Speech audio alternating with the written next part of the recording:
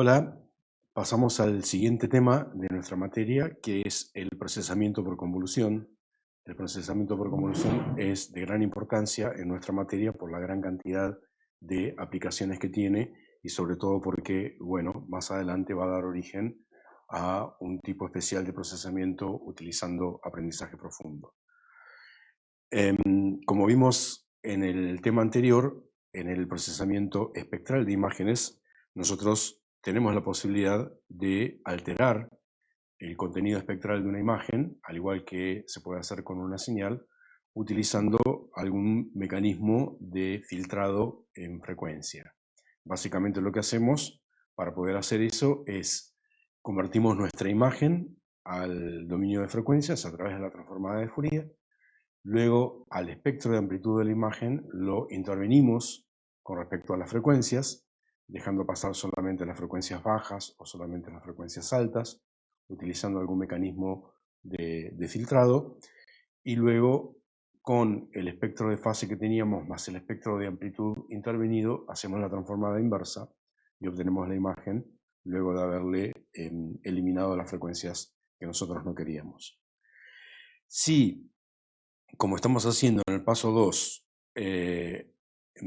estamos aplicando una máscara donde básicamente a las frecuencias que queremos las dejamos como están, o sea, implícitamente las estamos multiplicando por 1, y a las frecuencias que no queremos las multiplicamos por 0, básicamente lo que estamos haciendo es multiplicar al espectro de la imagen original por el espectro de algo que sería nuestro filtrado. Y por lo tanto, debe existir en el dominio tiempo un procesamiento que sea análogo aplicando el teorema de la convolución. O sea, el espectro de una señal que es el producto de dos espectros se puede encontrar con una señal que sea la convolución de las dos señales de los espectros correspondientes.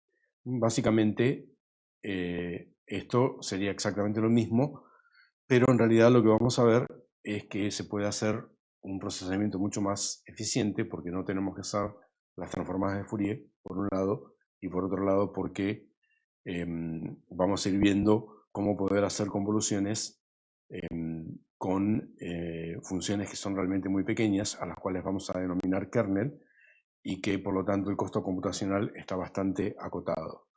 ¿Cómo trabaja una convolución discreta en el dominio de las imágenes? Bueno, básicamente lo que tenemos es nuestro kernel, aquí representado como una especie de pequeña matriz que tiene coeficientes. Ese kernel tiene algo que podríamos denominar su kexel o su píxel central. Entonces, sobre el píxel central nos apoyamos en el píxel de la imagen original, computamos una suma de productos entre cada coeficiente del kernel y su píxel correlativo, y la sumatoria de todos esos productos se coloca en el píxel correlativo de la imagen resultado. Es un procedimiento, bueno, relativamente simple. Básicamente es un par de dobles ciclo for uno dentro del otro. Hay un ciclo for exterior para ir recorriendo el kernel por encima de cada píxel de la imagen, y luego un doble ciclo for interior para ir haciendo los productos de cada coeficiente del kernel con cada valor de la imagen para obtener el resultado. Es algo relativamente sencillo, relativamente fácil de computar y, como vamos a intentar ver, es muy poderoso. En la gran mayoría de los casos, nosotros vamos a estar trabajando con kernels de tamaño reducido, de tamaño impar, aunque no sean cuadrados, pueden ser de 3×5 o de 3×7, por ejemplo, y se puede hacer en el espacio Y y Q, haciendo la convolución en el Y y dejando el I y el Q como está, o se puede hacer directamente en el espacio RGB porque la convolución es una operación lineal. En principio es una operación lineal, luego veremos que puede no ser así, y por lo tanto conmuta transformar de RGB a YQ, aplicar la convolución y luego de YQ a RGB o hacer directamente la convolución en RGB. ¿Cuál sería probablemente el kernel más sencillo sobre el cual podríamos estar trabajando? Bueno, habrían muchos, pero pensemos uno muy sencillo que sea una pequeña matricita de 3×3, todos con un valor 1. O sea, básicamente en la imagen que nosotros vimos más atrás, en esta imagen nos imaginamos que todos los valores que tenemos adentro del kernel son todos unos. Nuestro kernel sería una matriz de 3×3 con valores 1. Bueno, por lo tanto, como lo que estamos teniendo aquí sería un pulso, nosotros sabemos que lo que va a ocurrir en el dominio frecuencia va a ser el producto del espectro de la imagen original multiplicado por la transformada de Fourier del pulso que tenemos acá. Transformada que nosotros ya conocemos porque la vimos en el capítulo anterior. Esto lo vamos a explorar, pero antes de llevarlo a la práctica, vamos a hacer un pequeño repaso acerca de esta otra imagen que nosotros vimos, que era lo que habíamos llamado una cartografía de la interpretación que tiene cada coeficiente de la transformada de Fourier de una imagen cuando la estamos visualizando. Entonces decíamos, el píxel central, o sea, el lugar donde se cruzan los ejes horizontal y vertical de la frecuencia vertical 0 y de la frecuencia horizontal 0, ese píxel central representa el nivel de gris medio, la luminancia media de la imagen. Los píxeles que están a la izquierda y a la derecha representan la energía que tiene la imagen en una oscilación horizontal por pantalla, etcétera, etcétera. Si una imagen es de 101×101, su transformada de Fourier va a tener 101×101, vamos a tener 50 píxeles para arriba, 50 píxeles para abajo, 50 para la izquierda, 50 para la derecha respecto del píxel central, y cada una de esas está representando cada una de las posibles frecuencias que podemos tener. Ya sabemos que nuestro máximo de frecuencia va a ser 50 oscilaciones por pantalla. En una pantalla de 101 píxeles, nuestro máximo va a ser 50. Si la imagen fuese de 1001×1001, entonces la máxima frecuencia sería de 500 oscilaciones. Esto no es una buena noticia porque básicamente lo que nos estaría diciendo es los ejes que nosotros pondríamos aquí si midiésemos las oscilaciones por píxel dependerían del tamaño de la imagen.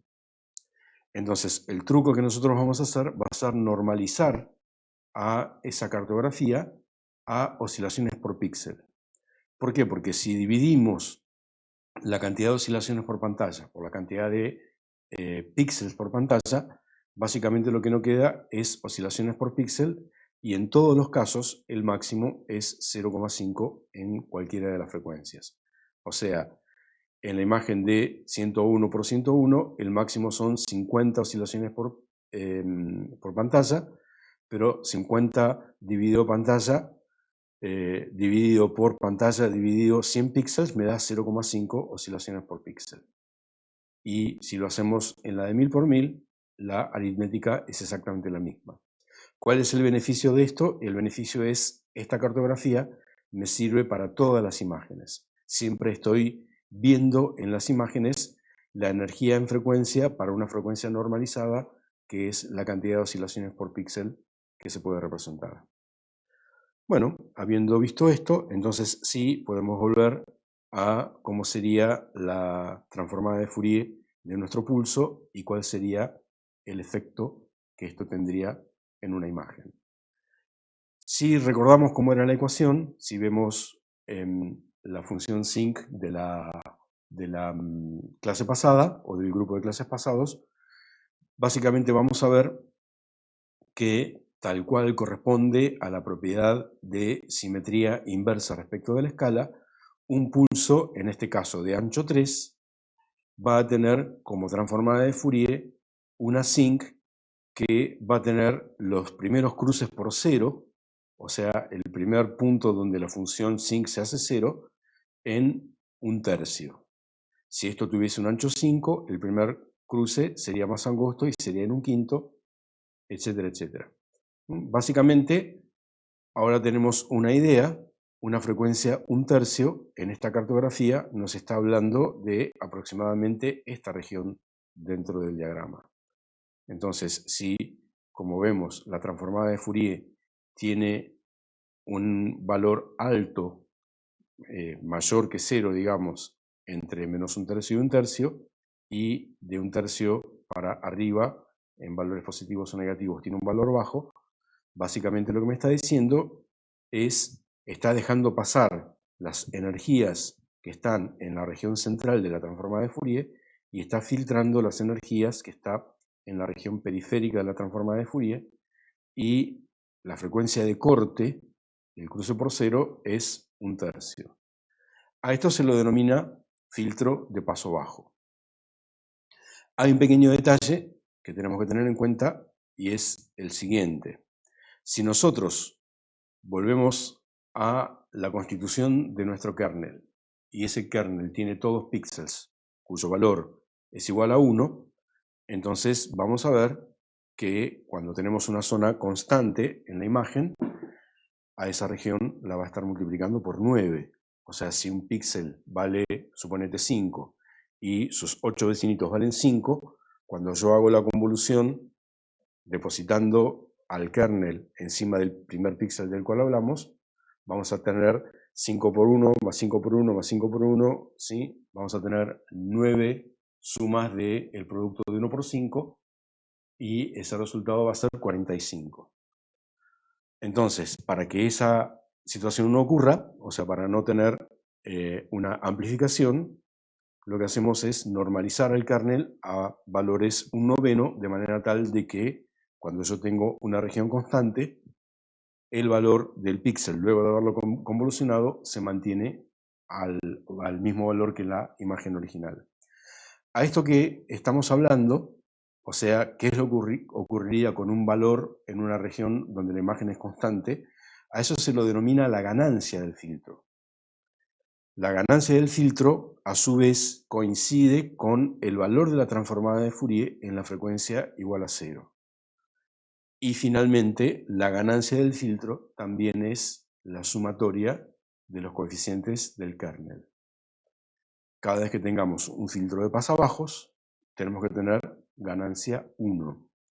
En este caso, tenemos un pasabajos llamado llano o plano, porque todos los coeficientes del kernel son todos iguales. Entonces yo puedo pensar que es como un pulso, es el producto en realidad de dos pulsos, es como un altiplano, por eso se lo llama pasabajos plano. Es interesante entender que el pasabajos plano básicamente lo que está haciendo es promediar el valor del píxel con el valor de sus 8 vecinitos, ¿sí? Porque básicamente es la suma de el de arriba a la izquierda, más el de arriba, más el de arriba a la derecha, más el de la izquierda, más el píxel de la izquierda, etcétera, etcétera, todo dividido 9. ¿Sí? Es la suma de 9 píxeles dividido 9, es el promedio de los píxeles. Bueno, estamos haciendo el filtrado del promedio. ¿Qué hace este filtro? Ya sabemos que es un pasabajos, pero visualmente, ¿qué es lo que ocurre? Bueno, yo les dejo esa imagen en el apunte. Lo vamos a hacer ahora también corriendo a nuestro programita de ejemplo, y ustedes van a hacer la prueba rápidamente con esto. ¿Sí? Yo interpreto que esta implementación no es una implementación muy demandante porque, como decimos, se resuelve en principio con un doble ciclo for adentro de otro doble ciclo for. Recorremos por fila y por columna y luego recorremos dentro del kernel. Bueno, tal cual está visualizado en el apunte, yo cargo una imagen cuando logre dar con el...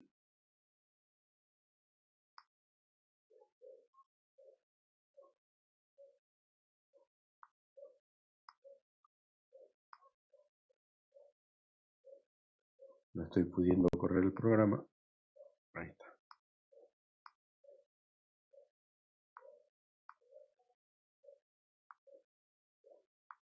Elijo pasabajo llano, pero no logro. Ahí está.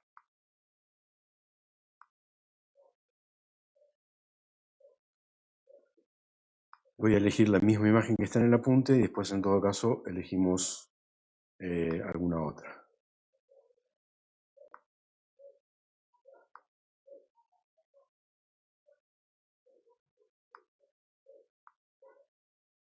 Aplicamos el filtro.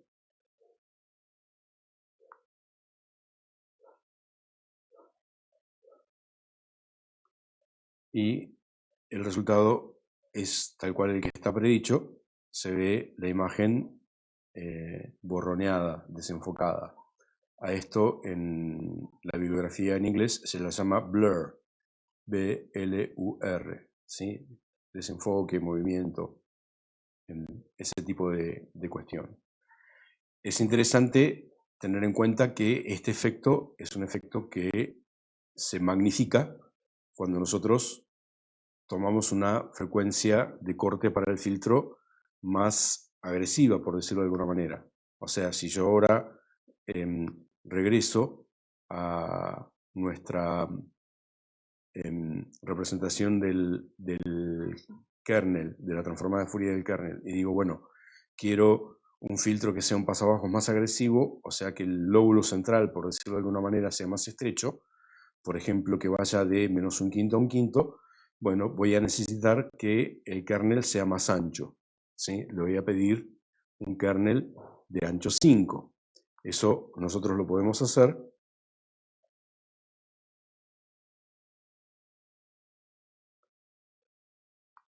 Elegimos el pasabajos de 5 por 5, filtramos la imagen con ese pasabajos,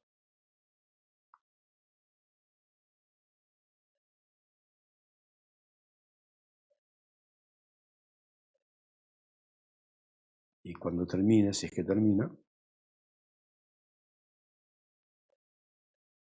les pido perdón por esto, la máquina tarda mucho porque está sobrecargada por el...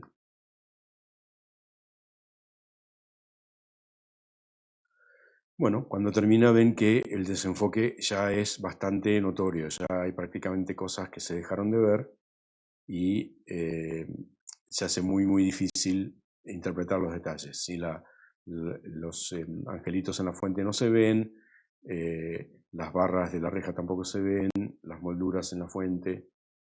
Bueno, ustedes se imaginan, yo puedo pasar a 7×7, puedo pasar a 9×9 y voy a obtener un filtrado pasabajos cada vez más agresivo. Bueno, vamos a dejar por acá para que no se haga muy larga y vamos a hacer inmediatamente otra experiencia que va a ser interesante.